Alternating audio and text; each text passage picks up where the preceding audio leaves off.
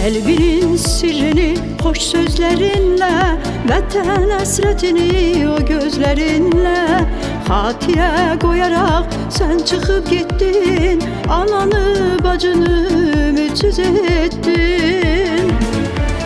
Sensizlik sızladır bu kalbimizi, çektiğin resimler yaşadır bizi. Nifretin güçlüymüş kalemin ince, yazdığın kelamlar verdi netice. Nifretin güçlüymüş kalemin ince, yazdığın kelamlar verdi netice. Gönüllü olarak kaçtın qabağa, sen hiç tələsirdin torpaq almağa. Çektiğin nereler kıvılcım saçtı, sengərlər dağıdıb bir cığır açtı. Olmaq istəyirdin igid mübariz, sevinir hem Polat hem de Çingiz. Düşünürdün her an oldun qəhrəman, şehidler ölmezdir yaşa her zaman.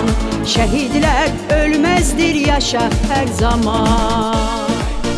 Çağırdı xan kəndi Şuşa nüvədi, azaddır vətənin daim əbədi. Rahat yat ey oğul torpaq alındı, zəfər bizimlədir, zəfər çalındı.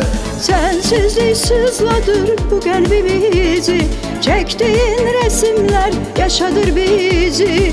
Nifretin güçlüymüş kalemin ince, yazdığın kelamlar verdi netice. Nifretin güçlüymüş kalemin ince, yazdığın kelamlar verdi netice.